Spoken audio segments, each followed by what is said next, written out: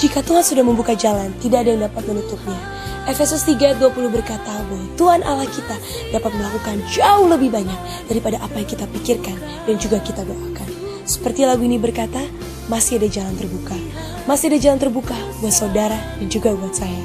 Tuhan memberkati. Shalom Bapak Ibu Saudara yang dikasih Tuhan. Kembali malam hari ini saya akan menyampaikan pesan pengembalaan sokit buat kita sekalian.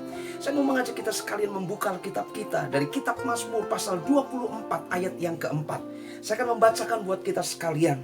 Orang yang bersih tangannya dan murni hatinya, yang tidak menyerahkan dirinya kepada penipuan dan yang tidak bersumpah palsu. Saudara, ayat ini sebagai jawaban di ayat yang ketiga. Siapakah yang boleh naik ke atas gunung Tuhan? Siapakah yang boleh berdiri di tempatnya yang kudus?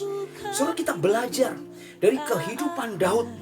Dia seorang penggembala. Dia tidak terkenal, tidak terpandang pada mulanya. Tetapi ketika Tuhan mengangkat dia, perjalanan hidupnya yang penuh dengan liku, tantangan, persoalan, pergumulan. Saudara, kita bisa belajar bagaimana Daud menata hidupnya, menata hatinya di tengah-tengah persoalan tantangan yang dia hadapi. Nyawanya terancam, doa-doanya sepertinya tidak didengar oleh Tuhan. Tetapi dalam hal itu Daud tidak menjadi putus asa. Dia tetap menyandarkan hidupnya, pengharapannya kepada Tuhan.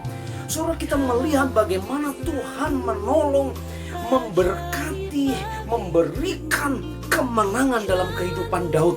Tetapi dari sisi yang lain, bagaimana Daud menyadari bahwa hidupnya harus sungguh-sungguh bisa dipertanggungjawabkan kepada Tuhan. Dia berkata, siapa yang boleh naik ke atas gunung Tuhan? Siapakah yang boleh berdiri di tempatnya yang kudus? Daud menyadari bahwa Allah yang luar biasa, Allah yang penuh kemuliaan, Allah yang kudus. Maka ketika dia mau menghampiri Tuhan, dia harus belajar menata hidup, mengoreksi hidupnya. Dan Daud memberikan satu keteladanan buat kita.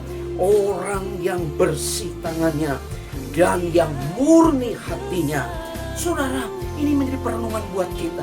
Hari-hari ini Tuhan mencari orang-orang yang sungguh-sungguh menambatkan hati dan hidupnya menjadi pribadi yang sungguh-sungguh takut akan Tuhan dan hidupnya tidak melukai hati Tuhan.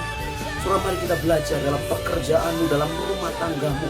Belajarlah hidup berkenan kepada Tuhan, hidup kudus, hidup menyenangkan Tuhan, menjadi pelaku firman. Saudara memahami, mempelajari firman, tetapi jauh lebih daripada itu, bukan sekedar paham, bukan sekedar mempelajari. Ketika Anda memahami, ketika Anda mempelajari, Anda menjadi pelaku firman dan Tuhan memberkati.